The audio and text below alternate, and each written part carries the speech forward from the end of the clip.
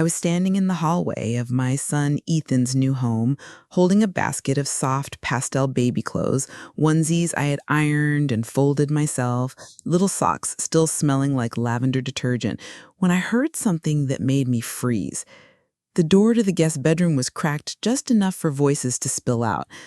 I wasn't eavesdropping. I was just about to knock. Then I heard it. "She's just too much," said a voice I recognized instantly. It was Ethan's wife, Clara. "Matilda means well, but this isn't the kind of event where we want chaos." They laughed. Ethan, Clara, and her mother, Donna, the woman who'd entered our lives like a gentle storm 3 years ago and never left. My name, my presence, my love, labeled as chaos.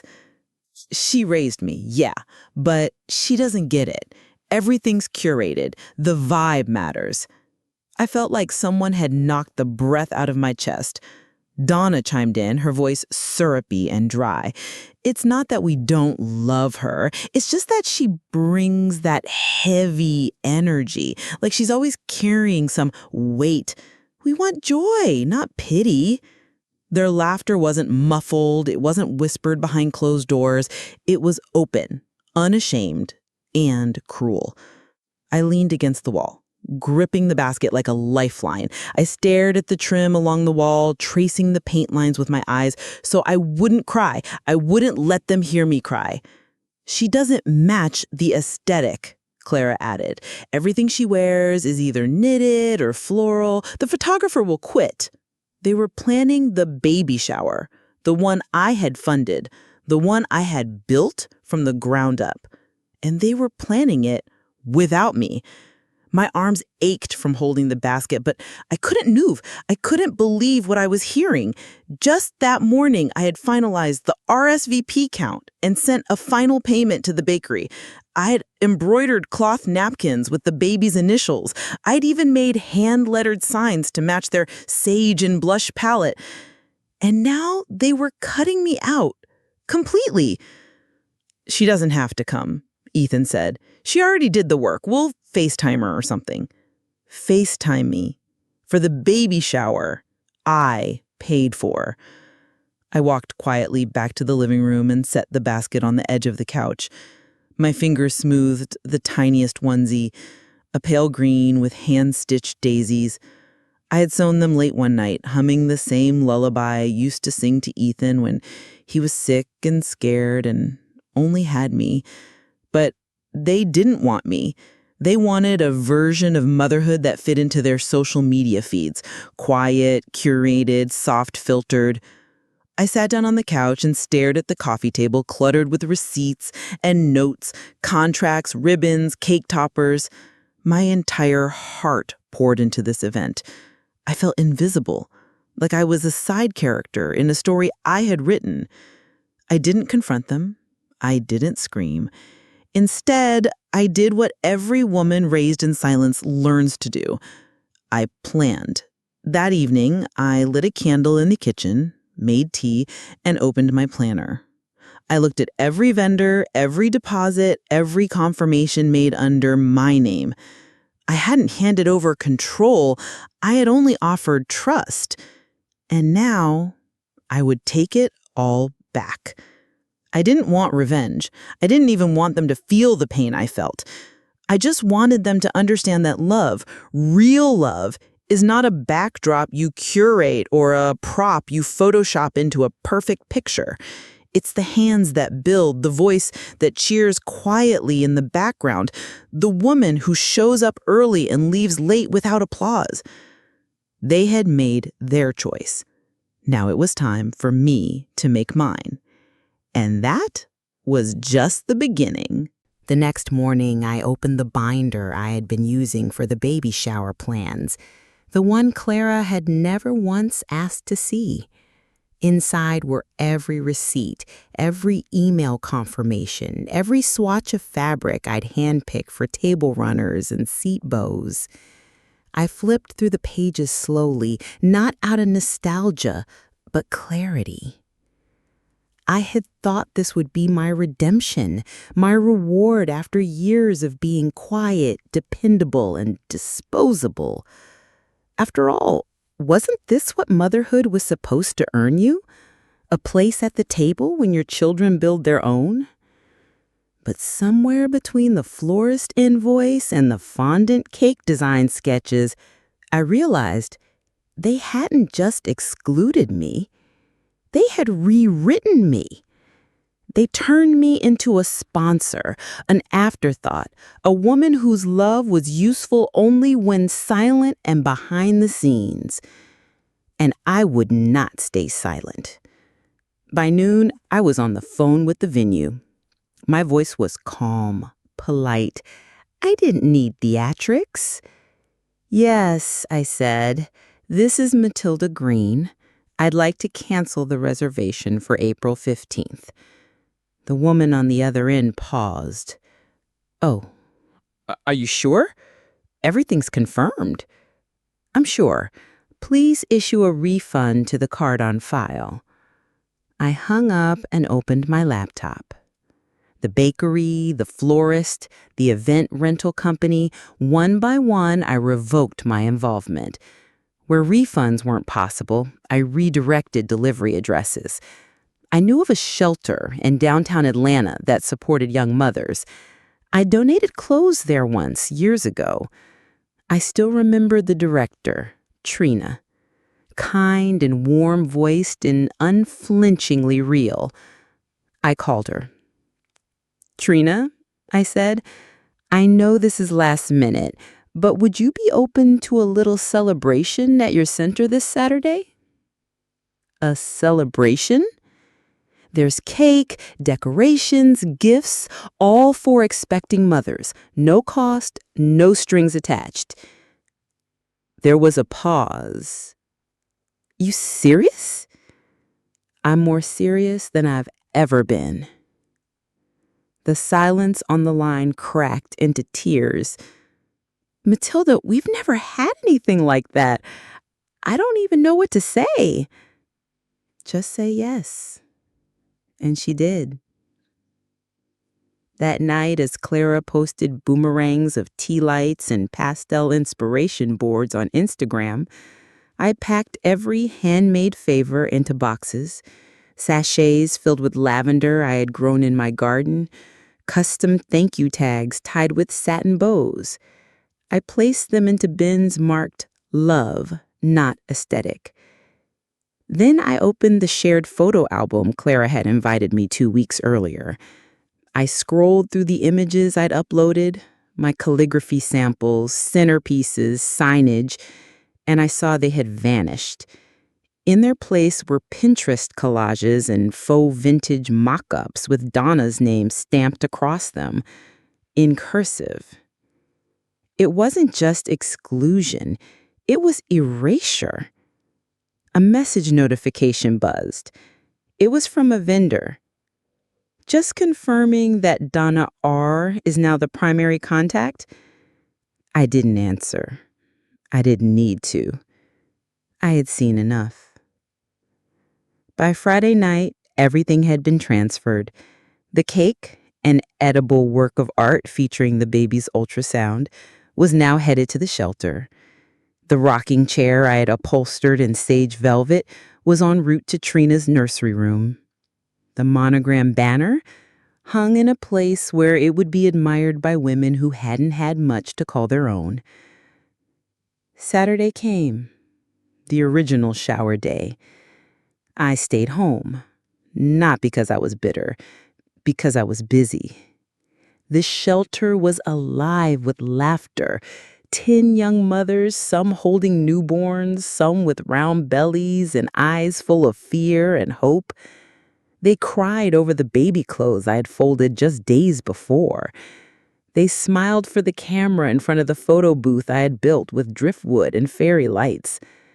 One girl, no older than 20, held up the ultrasound cake and whispered, "This is the nicest thing anyone's ever done for me." I didn't speak. I didn't need to. They didn't know my name. but they saw me.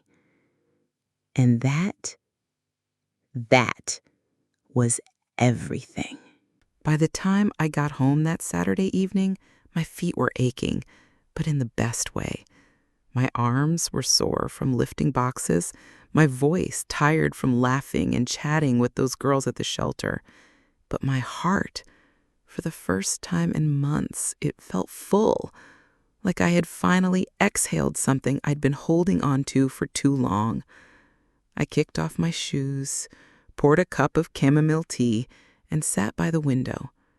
Outside, the lavender bushes swayed gently in the wind, the same ones Clara once called a little too wild-looking for the front yard. I looked around my living room.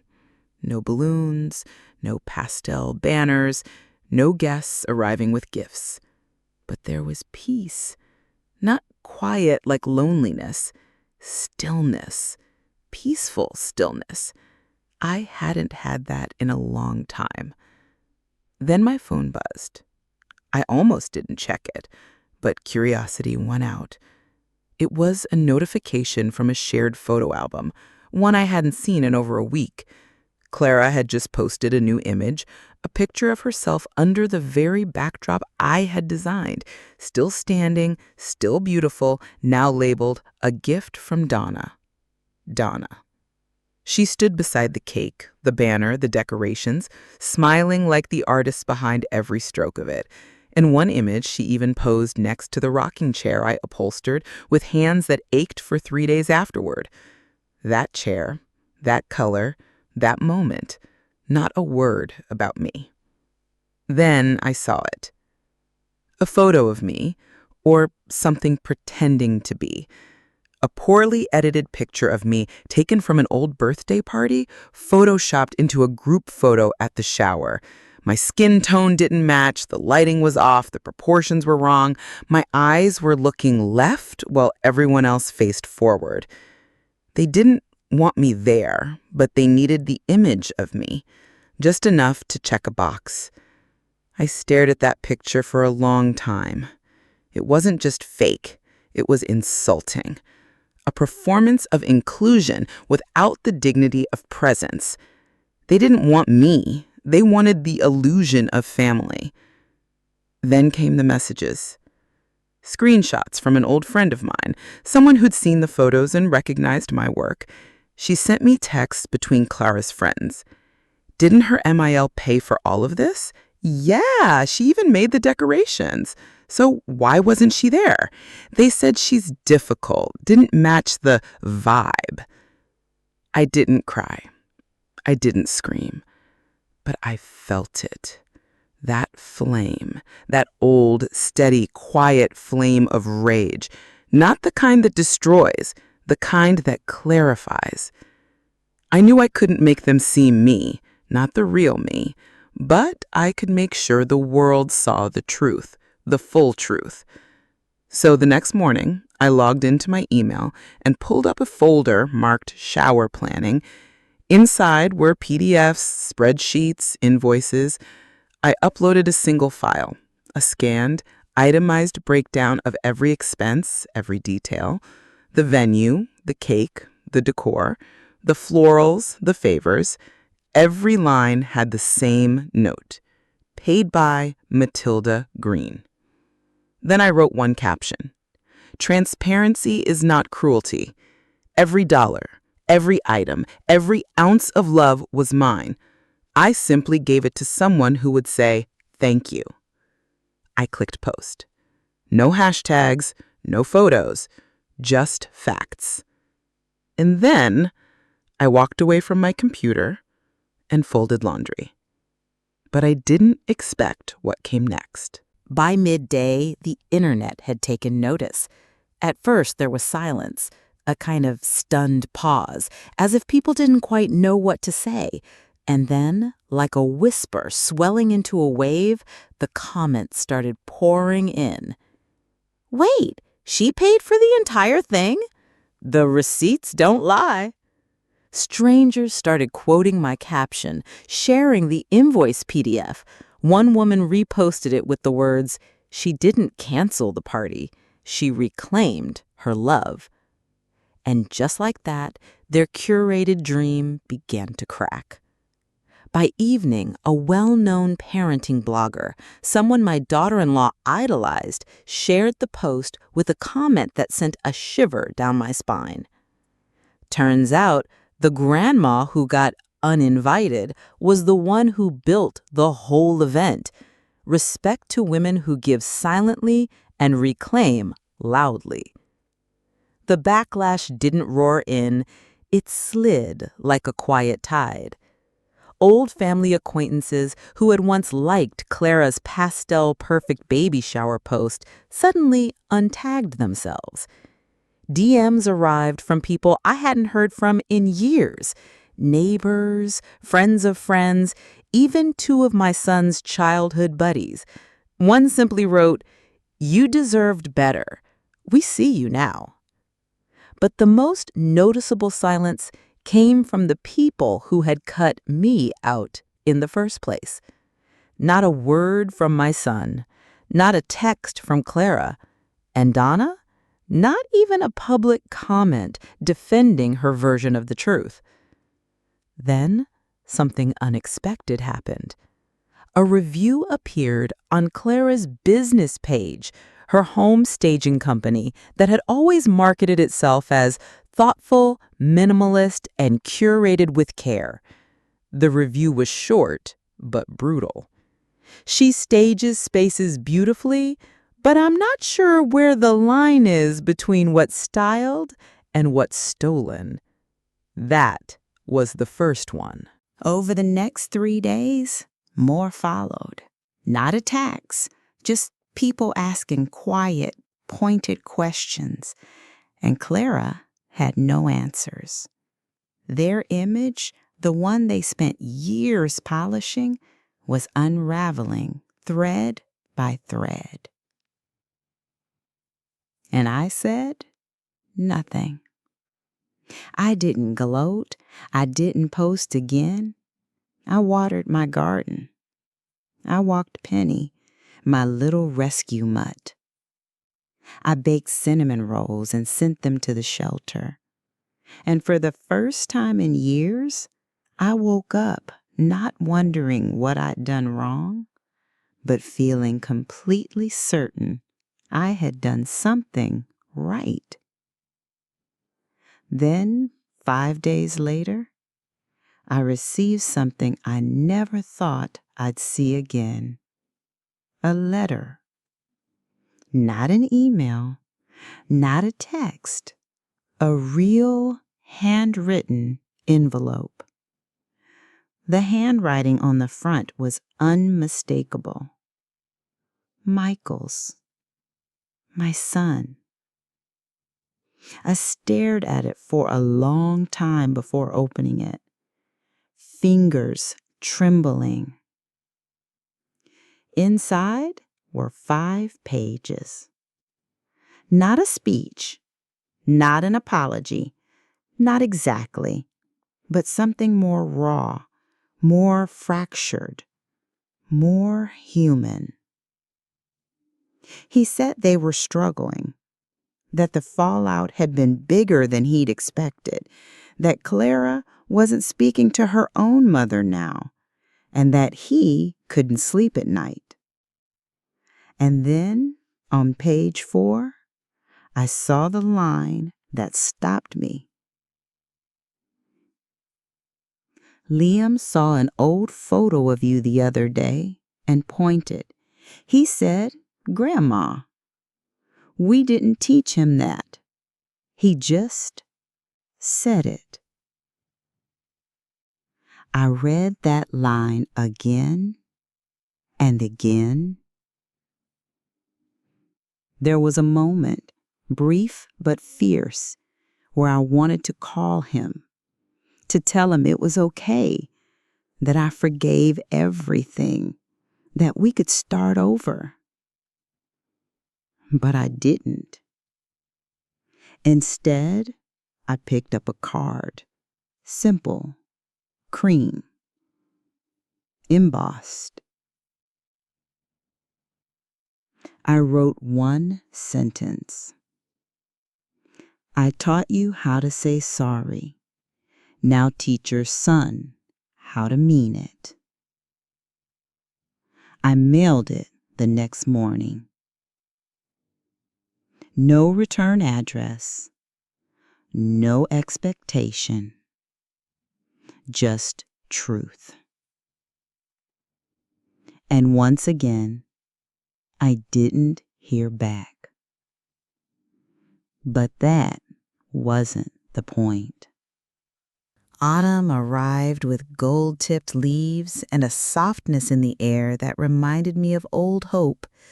Not the bright, bouncing kind you get when everything is new and untouched, but the worn-in, tender kind, the kind you keep folded in your pocket for when the world gets cold again. I spent those weeks not waiting. That was the change. I wasn't checking my phone. I wasn't refreshing inboxes or imagining apologies. I just lived. I planted rosemary in the garden for remembrance, like the old saying goes. Tulips, too, because no matter how brutal the winter, they always rise again. And a lemon tree in a big ceramic pot right by the front door.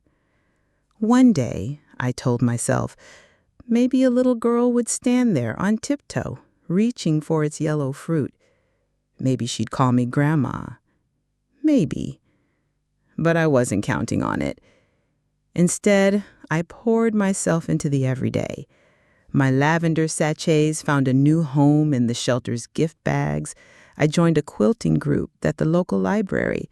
I taught a teenage mom how to hem her baby's onesie, and when the tray held, she cried like it meant everything.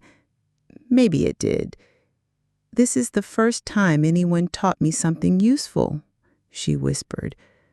I smiled and told her the truth. "You've always been useful. The world just lied to you."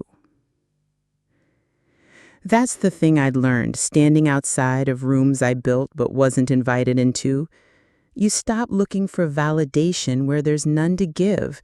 You start finding it in the quiet places, in usefulness, in kindness, in knowing you built something no one else knew how to. And then came the photo. Late one Friday, just before dinner, I saw it, buried in my feed beneath 100 other faces and filters. Clara, holding the baby. Liam Edward, swaddled in cream and earth tones, captioned in lowercase. No mention of me, no grandma tag, no thanks to the woman who almost built them a palace to welcome him into.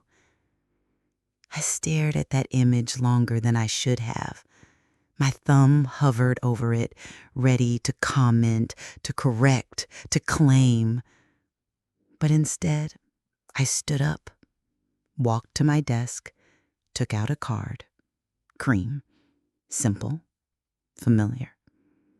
I wrote, "I paid in love.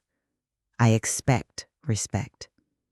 Love me or don't, but don't erase me." I slipped a crisp $50 bill inside. Not for them, but for him, for the boy who didn't ask to be born into the mess of curated cruelty. And I mailed it the next morning. No name, no return address. Just a declaration, a quiet end, a peaceful closing of the door. Because by now I understood something I wish I'd known years earlier. Closure doesn't come with apologies. It comes when you stop begging to be remembered and start choosing to remember yourself. I don't need them to say sorry, not anymore. They couldn't stitch back the hours I spent sewing napkins or whispering love into a nursery I would never be allowed to see. But I would not be forgotten. Not entirely. Because somewhere in that child's life, maybe one day, there will be a moment. He'll ask, "Who sent that card?"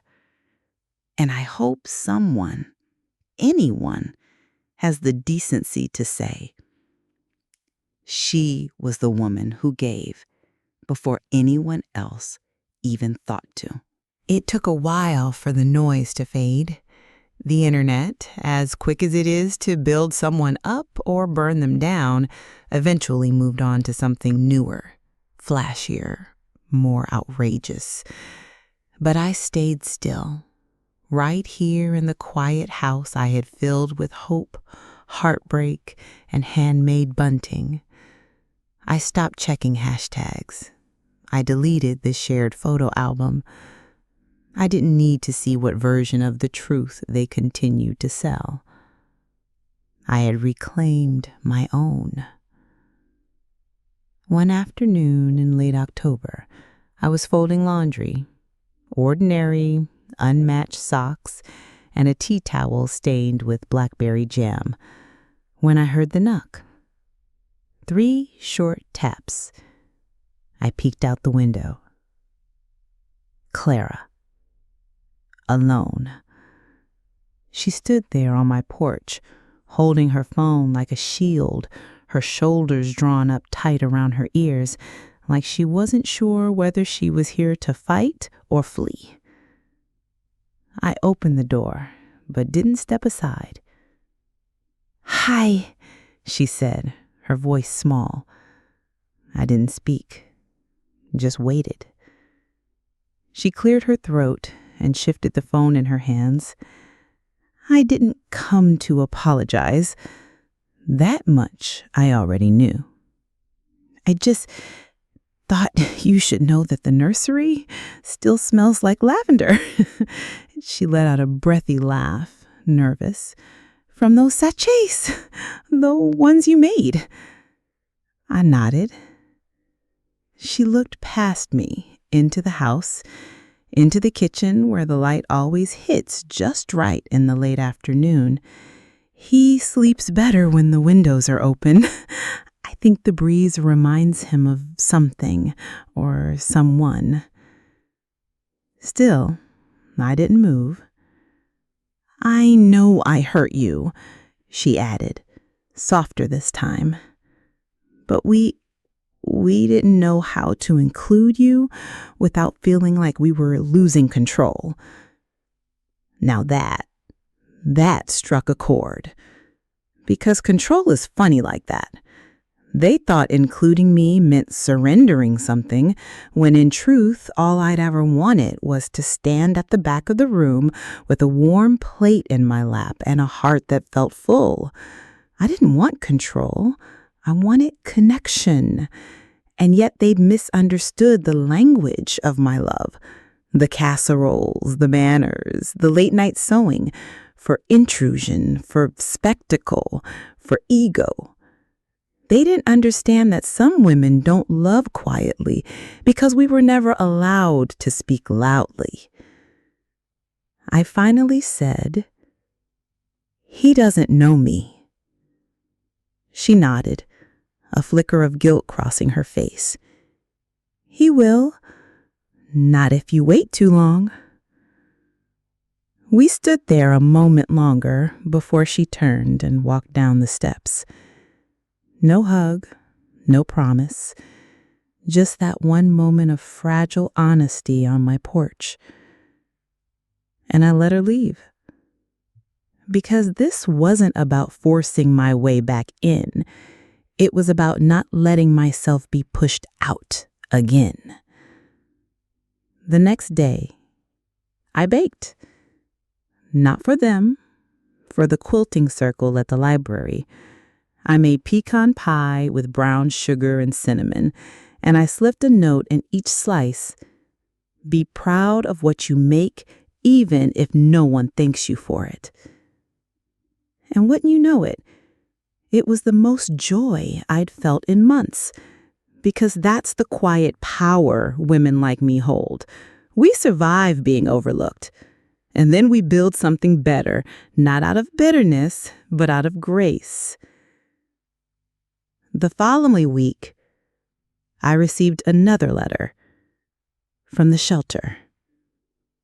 Dozens of them, actually. Thank you cards written in shaky handwriting, most of them beginning with the words, "I never thought someone would do this for me." And in one, scrawled in pink marker and stickers, was a photo. A young mother holding her baby in front of the same photo booth that I had made with my own hands. The same linen, the same fairy lights, but this time it wasn't filtered or staged. It was real. Tears, smiles, joy.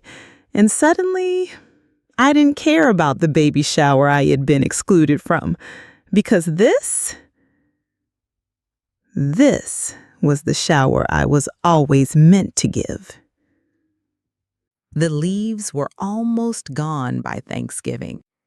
Georgia trees don't always turn bright like in postcards. Some just go straight to brown and let go without ceremony. Still, I raked the yard every few days. It wasn't about the leaves. It was about the rhythm of doing something steady with my hands. That Thursday morning, I didn't make a turkey, didn't set the table, just warmed up leftover vegetable stew and shared it with Penny, my old rescue dog, who still looked at me like I was the most important thing in the world. It was quiet, too quiet, until around 3 p.m. when my phone buzzed. A video call from my son. I stared at the screen for a moment, my thumb hovering. I didn't want to answer, not because I was angry, no, that had passed, but because I wasn't ready to hear his voice echo inside this peaceful house I had rebuilt without him. Still, I answered. "Hi, Mom," he said. His face filled the screen, tired, older, unshaven. Behind him, I saw a small, cluttered room. A toy giraffe lay face down on the floor. Someone had drawn on the wall in purple crayon. "I know this is unexpected," he said. I waited. He exhaled. "Clara took Liam to her sister's for the holiday. I didn't want to go." He shifted the phone so I could see the little boy, my grandson. He was on the carpet, chewing the ear of a plush rabbit, oblivious to the tension in the room. "He's been saying Grandma lately," my son said. "Whenever he sees any older woman on TV or a picture with you in it." My breath caught. "I've been telling him stories," he added softly, "about you, about how you used to make cakes out of pancake mix and hide presents in cereal boxes, about how you made everything out of nothing." I closed my eyes. That version of me, his version, still lived inside him, somewhere. "I don't know how to fix what we broke," he admitted. "But if you want to come visit sometime, no pressure. I think Liam would love to meet the real you." I didn't cry. Instead, I looked at that child, my child's child, and I saw something I hadn't let myself hope for. An opening. Not a grand gesture, not an apology, but a crack in the wall. And sometimes that's all you need. "I'll think about it," I said. "Thank you for calling." After we hung up, I didn't jump to pack a bag or plan a trip. I just sat at the window with Penny in my lap and the scent of rosemary still on my fingers. I whispered aloud, "Let it be real this time." I didn't want fanfare. I wanted truth.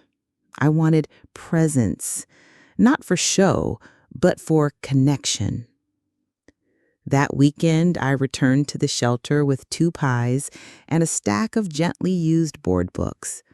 The girls were there, the ones who had cried at their photo booth and clutched the lavender sachets like treasures. "You came back," one of them gasped. I smiled. Of course I did. A baby tugged at my skirt with sticky fingers, and I picked her up without hesitation. "Who's this sweet girl?" I asked. "She's been fussy all day," her mama said. "She only comes down with you, Miss Matilda." Miss Matilda. Not Grandma. But somehow that felt just as sacred. Maybe more. Because it was chosen. I held that child close, her breath warm on my neck, and I thought, this is enough. Even if it's all I ever get, it's enough. It was a Wednesday when the package arrived. No return address. Just my name written in a tidy, almost anxious script. I brought it inside, set it on the counter, and stared at it like it might hiss or burst into flame. Part of me wanted to throw it out. Part of me wanted to treasure it. That's what happens when love gets tangled up with pain. You stop knowing how to open things without bracing for a blow. I sliced the tape gently. Inside was a small wooden box, sanded smooth, sealed with a velvet ribbon. No card, no explanation. I lifted the lid. It held a stack of photos. Not glossy, posed portraits, not Instagram-filtered snapshots, just real pictures, ordinary moments. My son holding Liam in the backyard. Clara laughing in the kitchen, flour on her nose. Liam asleep on his father's chest, curled into the shape of trust. And one photo of me from years ago, standing in front of the old apartment with a grocery bag in one hand and a pair of muddy sneakers in the other, smiling, windblown, tired but full of something I hadn't seen in myself in a long time. Purpose. Tucked behind the photo was a handwritten note, just 5 words. "We're still your people, Matilda." I sat at the table for hours, holding that line like a thread in my hand, afraid to pull it too hard in case it snapped. But a thread is all it takes to start mending. I didn't rush to call them back. Instead, I went for a walk down the same streets I used to push my son's stroller on, back when he was the one wrapped in flannel and innocence. I stopped by the bakery, where I had once begged for a job when money was so tight I cried into a bag of rice. The owner, who still remembered me, gave me a free cinnamon bun just because. "Still got that spark in your eyes, Matilda," he said. I laughed. Took me long enough to find it again. The next day, I found myself pulling out old fabric scraps.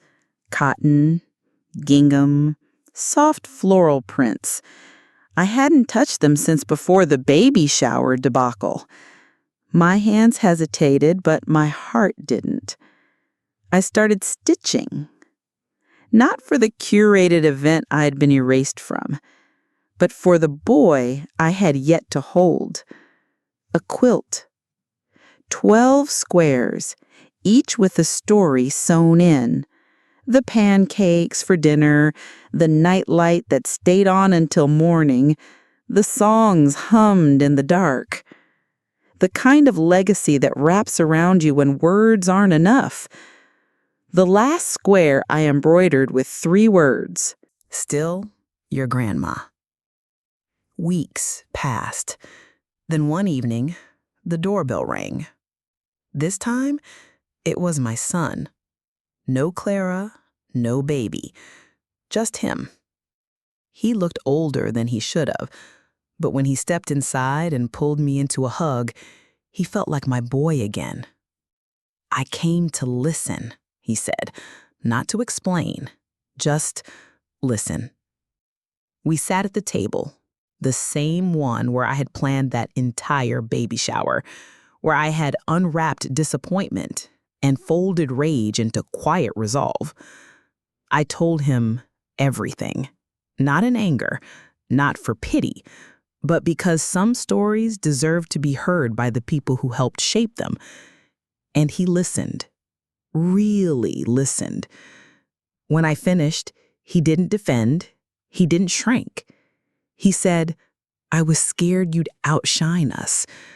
That stung, but it was honest. I never wanted to shine. I just didn't want to be hidden. He nodded, tears in his eyes. "I see that now." Before he left, he held the quilt I had just finished. "You made this for Liam?" he asked. "No," I said gently. "I made it for me. But if he ever wants to know who I was, he can have it." He looked down at the stitching and whispered, "Thank you. Not for the quilt, for still being here." By Christmas, the silence had softened. Not disappeared, no. Some wounds don't fade. They simply stop throbbing when the air hits them. But there was a gentleness in the quiet now, not shame. Like a song that no longer needed to be shouted to be heard. Liam turned 1 on a Tuesday. I didn't get an invitation, but that morning I received a message from Clara. Short, to the point. "You're welcome to come by if you want. Just you." Around 4.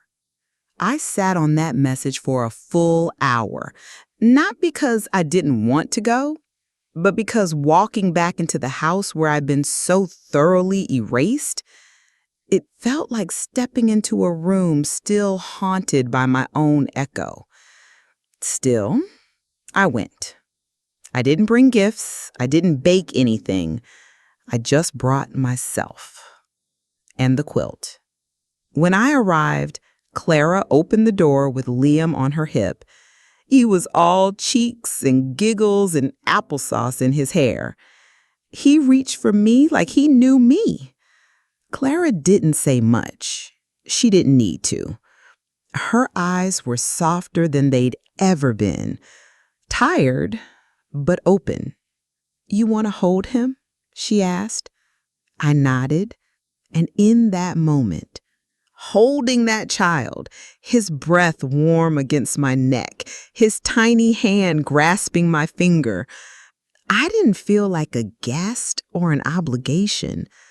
I felt like a grandmother, a real one. Not the kind who gets cropped out of party photos or whispered about like a bad decision, but the kind who shows up again and again with love and resilience stitched into every step. We sat in the living room for nearly an hour. No music, no decorations, just toys on the floor and the faint smell of something burnt in the kitchen. Clara apologized for the mess, but I just smiled. "I've lived through worse," I said. Before I left, I handed her the quilt. "It's not perfect," I warned her. "Some of the squares are a little crooked." She unfolded it slowly, her fingers brushing the embroidery. She paused on the last square. "Still your grandmother." I saw her throat catch.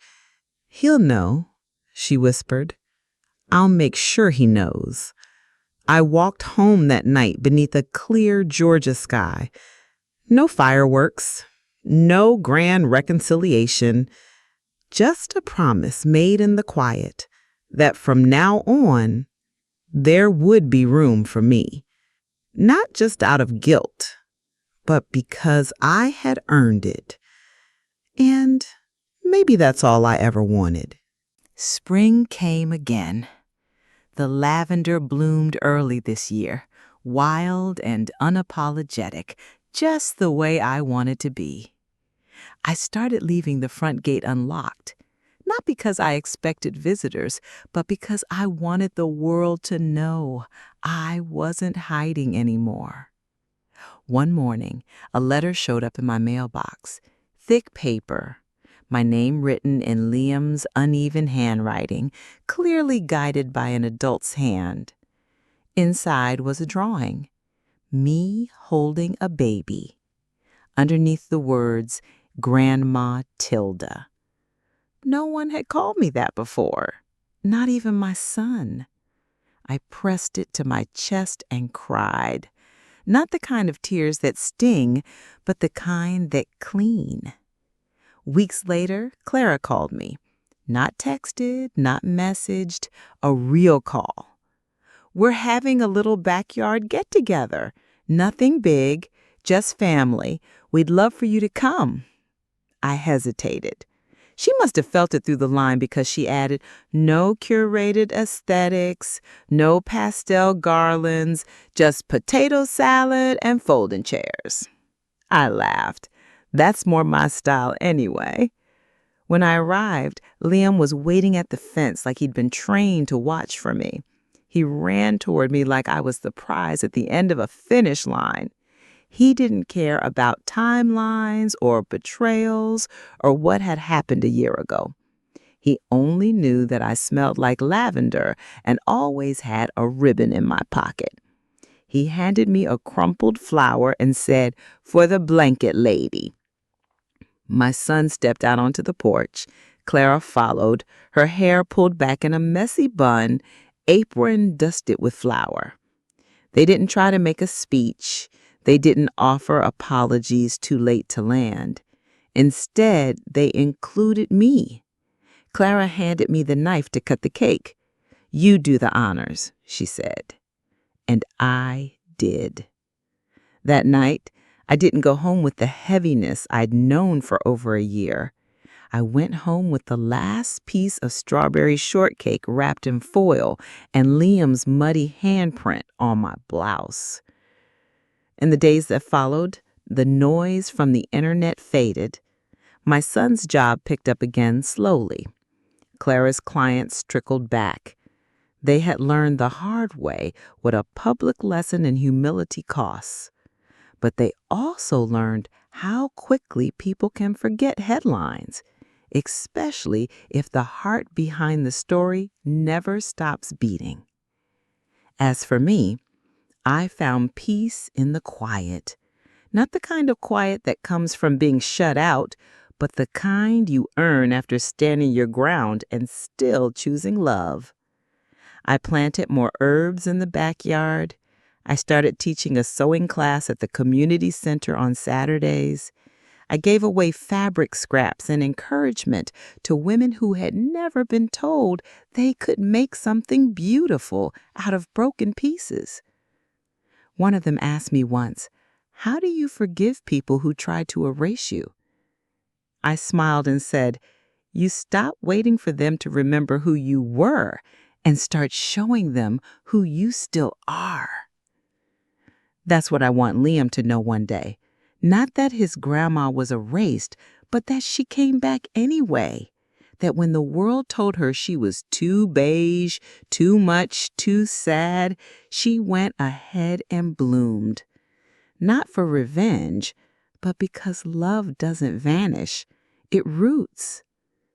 And if you're listening, if you've ever been left off the invitation, cut from the memory, or replaced by someone shinier, let me tell you this, you're not invisible. You're just waiting to be seen by the right eyes. Because the right ones, they'll never ask you to dim your light so theirs can shine brighter. They'll make room for you at the table with your crooked napkins and your vintage onesies and your lavender sachets.